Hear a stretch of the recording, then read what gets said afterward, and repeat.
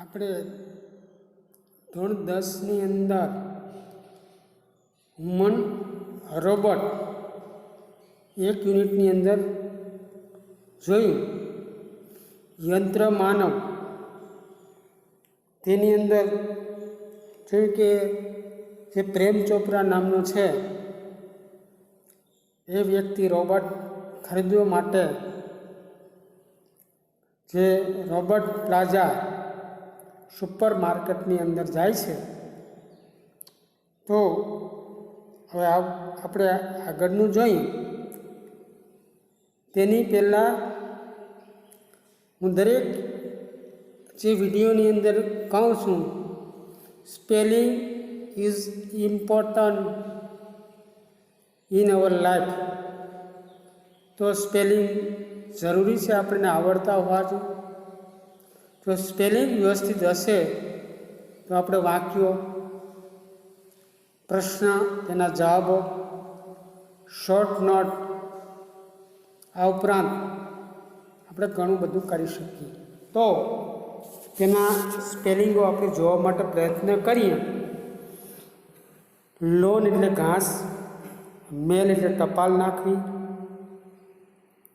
રિલેક્ટ પ્રસાર કરવું, સિલેક્ટ પસંદ કરવું, પોઝ થોડી પળ માટે થોભવું, બ્રેથ શ્વાસ લેવો, કન્ટિન્યુ ચાલુ રાખવું, કમાન્ડ કે આદેશ, ઓપરેટ કામ કરવું,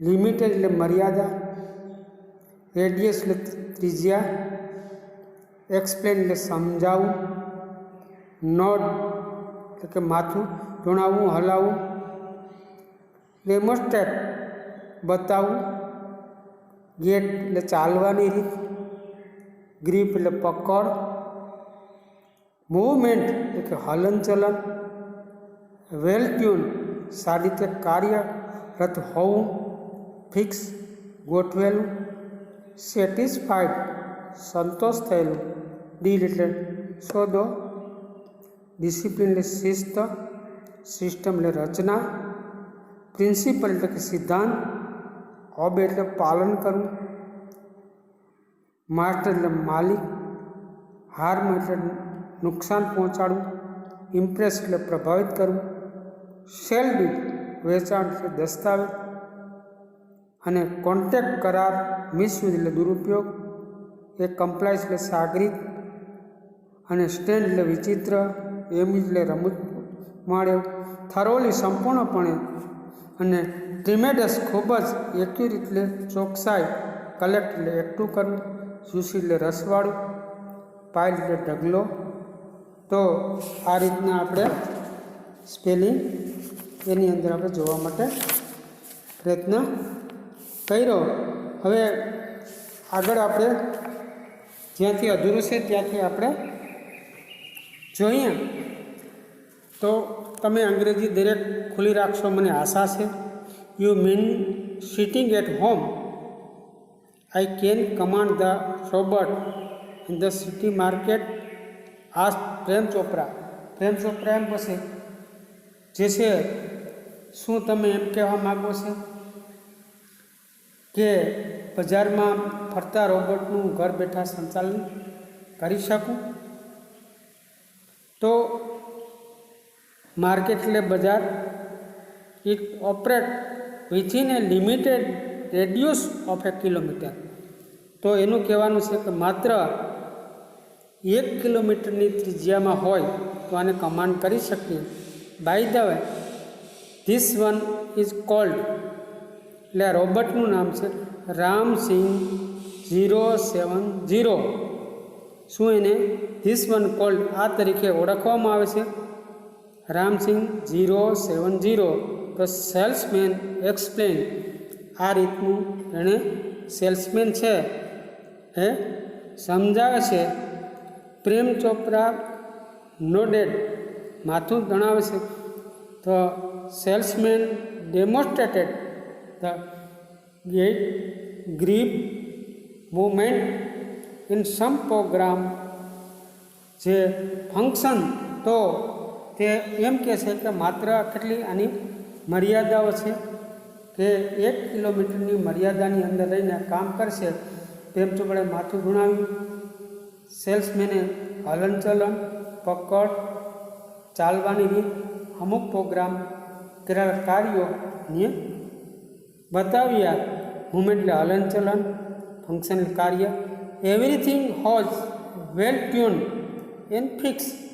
તો આની અંદર જે આ પ્રકારના બધું જ સારી રીતે કાર્યરત અને ગોઠવેલું હોય છે. આની અંદર અમુક પ્રકારના જે પ્રોગ્રામ છે રોબોટની અંદર ફિક્સ કરેલા હોય, ગોઠવેલા હોય. Prem Chopra seemed satisfied with the deal. તો આ સોદાથી સંતોષ હોય એવું લાગતું હતું એને સીમ્ડ એટલે લાગવું, સેટિસ્ફાઈડ એટલે સંતોષ, ડીલ એટલે કે સોદો. I must tell you like all robots an adhering to discipline of robot. તો મારે તમને એક ખાસ એમ કે એ જણાવવું છે કે દરેક રોબોટની અંદર યંત્રમાન નિયમ અનુસાર જે એના નિયમ પ્રમાણે એની અંદર અમુક પ્રકારનો કાર્યક્રમ ફિક્સ કરેલો હોય છે. તો આ જે Ram Singh has N built system of 3 principles. હા, એની અંદર 3 સિદ્ધાંતો ગોઠવવામાં આવ્યા છે. જો પ્રિન્સિપલ નહીં એટલે કે સિદ્ધાંતો એની અંદર ગોઠવવામાં આવ્યા. તો પહેલો સિદ્ધાંત, robot will obey his master. તો રોબોટ છે તેના માલિકનું આજ્ઞાનું પાલન કરશે. The robot will not harm womans. અને બીજો નિયમ એ છે તેના માલિક પેલો એના માલિકનું આજ્ઞાનું પાલન કરશે.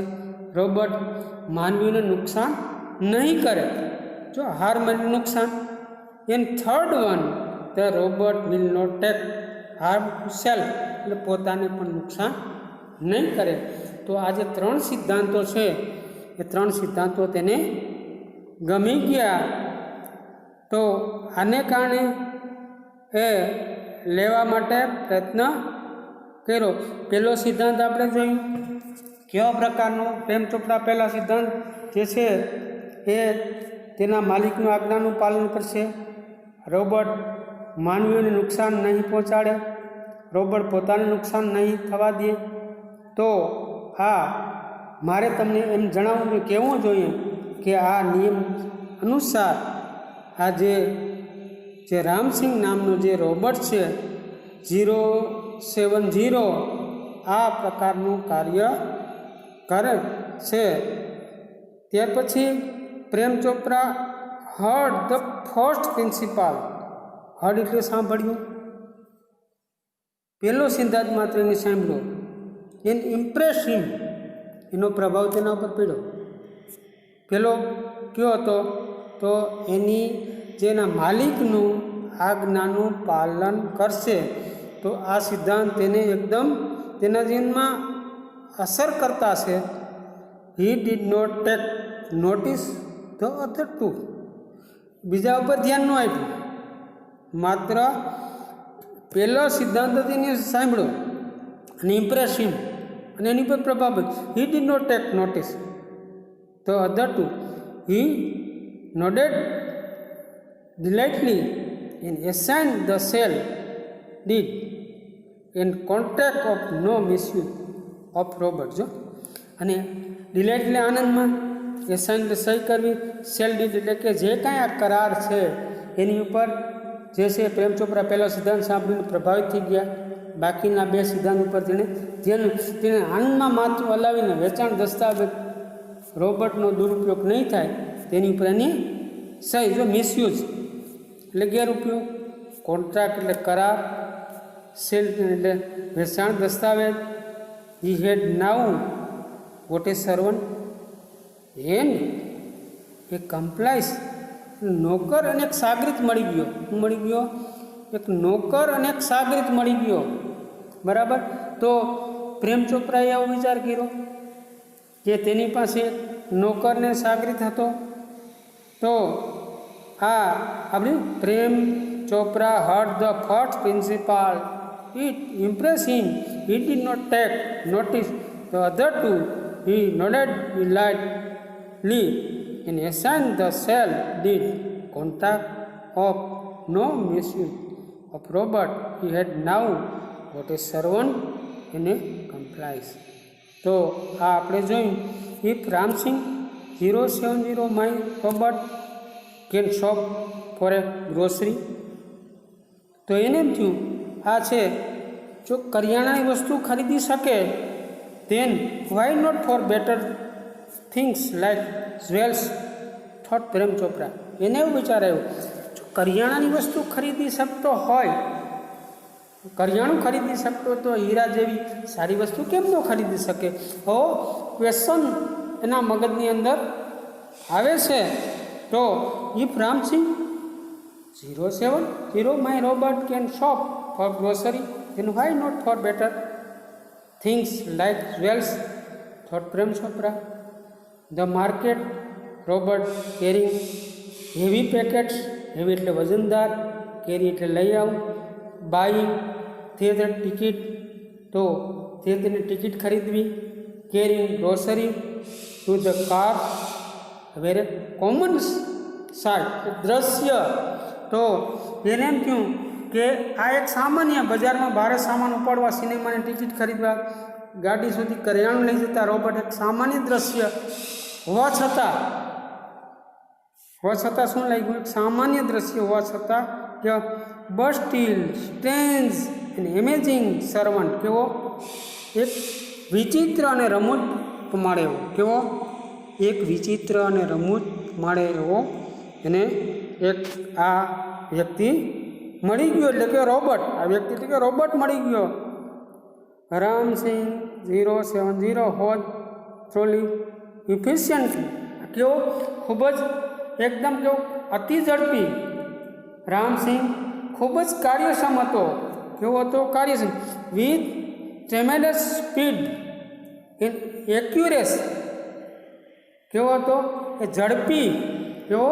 તે ઝડપી હતો અને અતિશય અને ચોકસાઈથી બધો સામાન he collect the grocery in to the shopping trolley and put for the next moment. જે એની ગાડી સુધી દરેક પ્રકારનો જે સામાન જે છે એ અતિશય ઝડપી ચોકસાઈથી બધો સામાન ગાડીમાં ભરી અને બીજા આદેશની રાહ જોતો.